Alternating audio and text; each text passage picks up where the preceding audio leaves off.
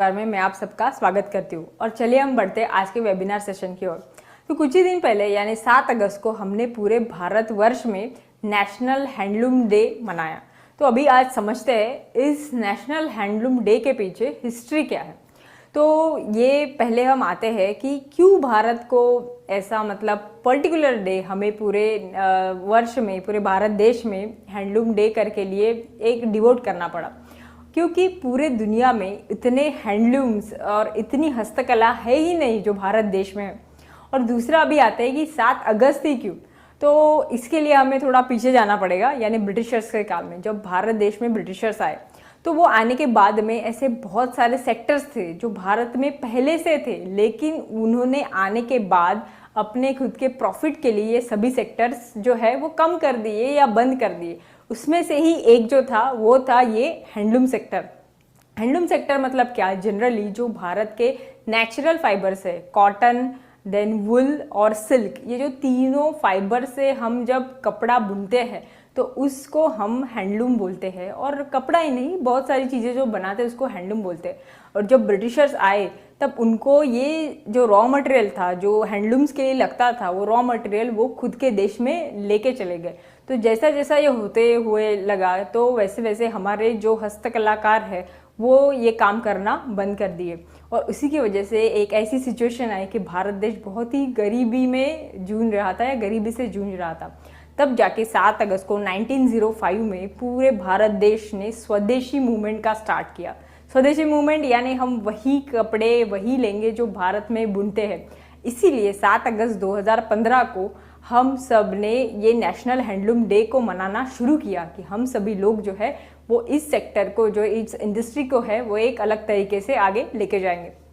अभी अगर हम देखते हैं तो इस हैंडलूम की जो कहानी है वो बहुत ही डिफरेंट है। आज हम देखते हैं आज के इस सिचुएशन में भारत में लगभग 40 लाख ऐसे लोग हैं कि जो सिर्फ हैंडलूम के ऊपर डायरेक्टली डिपेंडेंट है।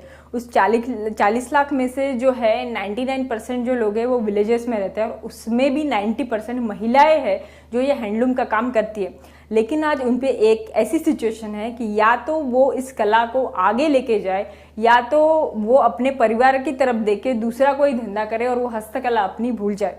आपको अगर यकीन नहीं होता तो मैं एक कहानी बताऊंगी जिसको आपको ये समझ में आएगा। वो कहानी है गुजरात के पाटन पटोला। तो गुजरात का जो पाटन पटोला फैब्रिक है ये पूरे भारत में ही नहीं दुनिया में बहुत ज़्यादा फेमस है, और वो भारत का सबसे महंगा फैब्रिक कंसिडर किया जाता है। अभी ऐसा क्यों? तो उसमें एक डिज़ाइन बनती है और वो डिज़ाइन इस तरीके की रहती है कि अगर एक भी कामगार एक टाका जो है वो चूक गया तो पूरी डिज़ाइन फिर से बनानी पड़ती है। उसको रेक्टिफाई करने का कोई भी तरीका ही नहीं है। इसके लिए अगर एक कपड़ा बनाते हैं तो वो एक कपड़े की कीमत 1.5 लाख तक जाती है, जिसके लिए 10 कामगार लगभग 4 महीने तक काम करते हैं। जिसमें से जो 1.5 महीना रहता है वो एक्चुअली काम कर रहता है, और बाकी के जो 4 महीने रहते हैं वो डिज़ाइनिंग के रहते हैं कि किस तरीके से डिज़ाइन ये बनाई जाएंगी। और इस जो फैब्रिक का जो खासियत है वो खासियत ये है कि आपकी एक सिंपल अंगूठी से भी वो पूरा फैब्रिक जो है वो निकल जाएगा या चला जाएगा। तो पुराने ज़माने में गुजरात में ऐसी 700 फैमिलीज थी जो कि सिर्फ ये फैब्रिक बनाती थी, लेकिन आज के मुकाम में सिर्फ ये 700 में से 3 फैमिलीज है जो ये पाटन पटोला बनाती है। और उनको ये लगता है कि ये कला कहीं लुप्त ना हो जाए, इसीलिए वो अपने जो स्टूडेंट्स हैं उनको स्टाइपेंड दे के ये कला सिखाते हैं। तो ऐसी ही नौबत हमारे जो कलाकार हैं उन पे आज आ चुकी है। लेकिन अगर भारत देश को देखते हैं तो कश्मीर से लेके कन्याकुमारी तक हर एक राज्य में अपनी भाषा, शैली, इसके अलावा अगर कुछ डिफरेंट चीज़ है तो वो है फैब्रिक। कश्मीर को देखे जाए तो पश्मीना जो धागा है वो कश्मीर का फेमस है। कन्याकुमारी में जाए तो कांजीवरम फेमस है। महाराष्ट्र में पैठनी फेमस है। आसाम में उसका जो मुगा सिल्क है वो फेमस है। तो हर एक अपने राज्य का एक डिफरेंट सिल्क है।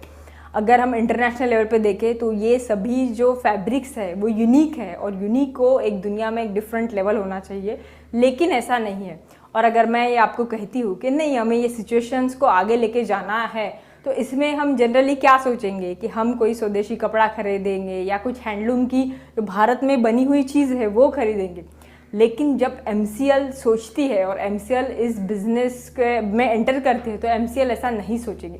MCL ने इसके स्पेसिफिकली एक प्रोजेक्ट बनाया जिसका नाम है MCL विलेज प्रोजेक्ट यानी MVP प्रोजेक्ट, जिसका काम सिर्फ ये नहीं रहेगा कि ये प्रोडक्ट्स को खरीदे, उनका काम ये रहेगा कि इन प्रोडक्ट के लिए जो मैन पावर है, जो लेबर्स है, जो कलाकार है, उनको वो आर्थिक सपोर्ट करे, जो इन्वेस्टमेंट लगे वो इन्वेस्टमेंट लेके आए, और इसके अलावा इन सभी चीज़ों को एक इंटरनेशनल प्लेटफॉर्म दिला के दे। तो इसीलिए MCL और MVP हमेशा काम करेगी। लेकिन अभी ये हम किस तरीके से करेंगे, इसमें जो MVP है उनका योगदान क्या रहेगा, ये सब समझने के लिए अभी हम यहाँ पे ऐसे व्यक्ति को बुलाएंगे कि जिनका एक ही ध्यास है कि भारत की जो पारंपरिक संस्कृति थी, जो वैभव था, उसको फिर से लेके भारत को दुनिया की नंबर 1 इकोनॉमी बनाना।